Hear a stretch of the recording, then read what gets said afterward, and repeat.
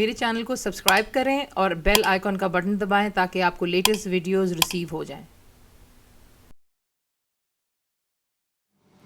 अस्सलाम वालेकुम जी। आज आप लोगों के लिए बना रहे हैं एक बहुत मज़ेदार खीर। ये है जी मूंग दाल की खीर बना रहे हैं। ईद करीब है माशाल्लाह से, तो ये है कि आप डिफरेंट आपको रेसिपीज़ ला करके देंगे, तो ये ज़रूर ट्राई कीजिएगा ईद के मौका पर। आपको चाहिए मूंग दाल। इसका मैं एक काम कर चुकी हूँ, वो ये है कि पहले मैंने इसे अच्छी तरह वॉश किया और जो गर्म पानी होता है आप केटल में गर्म कर लें या किसी हांडी में गर्म कर आप इसको उसमें डाल करके भिगो कर रखेंगे 1 से 2 घंटे के लिए। उसके बाद मैंने वो पानी डिस्कार्ड करके साफ खुले पानी में इसको हाई फ्लेम पर इतना बॉईल किया कि देख लें कि बिल्कुल माशा जो है गल गई हुई है। ठीक है, ये मैं काम यहाँ पर कर चुकी हूँ। तो ये होगी मूंग दाल। उसके बाद आपको चाहिए खोया। ये मेरा होममेड है जो मैं रिकॉटा चीज से बनाती हूँ। वीडियो पर लिंक आपको दे दिया जाएगा ताकि आप इसको घर पर बना सकें। बीच में जाएंगे काजू 10 कैश्यू नट्स, आपने इसको दरदरा सा पीस लेना है, काट लें आपकी अपनी मर्जी, मैंने इसको पीस लिया हुआ है। बीच में जाएंगे पिस्ताशियोज और आमंड्स यानी कि पिस्ते और बादाम, इसे मैंने पीस लिया था। कॉर्नफ्लावर बीच में जाएगा जो आप इस्तेमाल करते हैं सूप वगैरह को गाढ़ा करने के लिए। बीच में जाएगी double cream, thick cream, whipping cream, जो आपको आसानी से मिल जाए वो क्रीम इस्तेमाल करेंगे।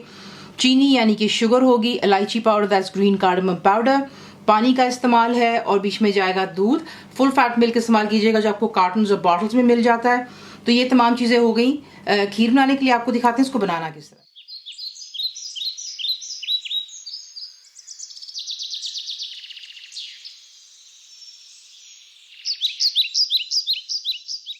अब आप क्या करेंगे, जो दाल है आप चॉपर इस्तेमाल कर सकते हैं या फिर ब्लेंडर, और इसको अपने अच्छी तरह जो है यहाँ पर पीस लेना। तो ये देख लें, आप इसको अच्छी तरह पीस लेना है, बिल्कुल फाइन कर लीजिएगा। अगर आपको इसको ग्राइंड करते हुए कोई इश्यू होता है तो आप इसमें पानी भी ऐड कर सकते हैं, दैट्स नॉट ए प्रॉब्लम। तो आप इसको पीस लिया हमने। अब आपको मैं दिखाती हूँ नेक्स्ट स्टेप अपने क्या। दूध को मैंने डाल दिया एक पैन में, और जैसे इसमें एक उबाल आएगा यानी कि बॉइलिंग स्टार्ट होगी तब मैं आपको दिखाती हूँ। दूध को उबाल आ गया था, आप देख ही रहे हैं साइड पे, तो मैंने हल्का सा चूल्हा जो था आहिस्ता कर दिया था।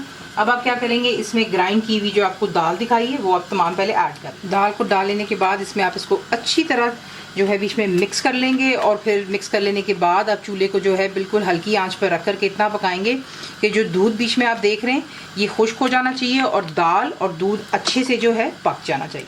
तो ये देख लें, इसकी कंसिस्टेंसी कुछ यूं होगी कि आप देखेंगे दूध बिल्कुल जो है खुश्क हो जाता है और ये गाढ़ेपन की तरफ आना चाहिए। और चूल्हा प्लीज़ नीचे आप नीचे लो पे रखिएगा या लो टू मीडियम पे रख लिया। चमचा प्लीज़ हिलाते रहे, वरना ये कि नीचे दाल लगने का डर होता है, तो ये कि जलने का जायका अच्छा नहीं लगता। देसी मिठाइयाँ जब होती हैं तो उसके अंदर जो है आपको चमचा हिलाते रहना चाहिए ताकि जो है नीचे कोई चीज़ लग ना जाए। ये हो गया। इसमें अब ऐड करेंगे आप चीनी, इलायची पाउडर, और इसको अच्छी तरह बीच में मिक्स कर लें और फ्लेम मीडियम पर रखें और चमचा हिलाते रहें जब तक कि चीनी बिल्कुल बीच में डिजोल्व हो जाए। चीनी डिजोल्व हो चुकी है। अब आपने क्या करना है कि जो पानी आपको दिखाया था उसमें आप ऐड करेंगे कॉर्नफ्लावर और अच्छी तरह इसको यहाँ पर मिक्स कर लें। तो ये देख लें परफेक्टली चीनी भी बीच में डिजोल्व हो गई है। फ्लेम यहाँ पर मैंने मीडियम और लो के दरमियान में रखी हुई है, ज़्यादा हाई नहीं है। अब जो हमने कॉर्नफ्लावर पानी मिक्स किया है वो आप इसमें आहिस्ता आहिस्ता डालेंगे और साथ साथ चमचा हिलाते चले जाएँ। तो ये देख लें, जैसे ही आप कॉर्नफ्लावर डालते हैं आपको पता है कि जिस चीज़ में भी आप डालते हैं वो थिकनेस की तरफ आ जाता है। चूल्हा जिस तरह आपको कहा है कि मीडियम और लो के दरमियान में, चमचा में बीच में हिलाती चली जा रही हूँ और ये काफ़ी हद तक ये देख लें इसका टेक्सचर बिल्कुल खीर की तरह गाढ़ा हो चुका हुआ है। अगर आप इसको और ज़्यादा गाढ़ा पसंद करते हैं तो फिर आप क्या करेंगे, आप इसको यहाँ पे मज़ीद और पका लेंगे, लेकिन मैं और ज़्यादा नहीं पका रही हूँ।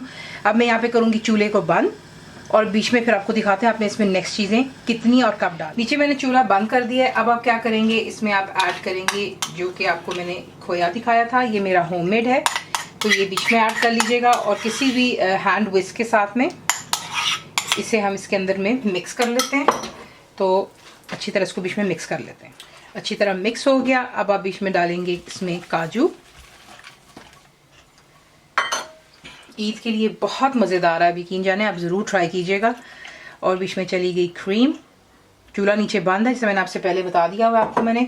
इसे अच्छी तरह मिक्स कर लेते हैं और फिर से जो है ऑब्वियसली बिल्कुल आप ठंडा होने देंगे और फिर इसको आप फ्रिज में रखेंगे ताकि जो है ये चिल हो जाए और फिर आप इसको सर्व करते हैं। तो ये है कि इसको थोड़ा ठंडा होने दें और फिर मैं इसे डिश आउट करती हूँ। जब आप इसको डिश आउट करेंगे उस वक्त आप इसके ऊपर जो है पिस्ते जो आपको दिखाए थे गार्निशिंग के लिए वो डाल दीजिएगा ऊपर, और इस पर डालेंगे थोड़ा सा बादाम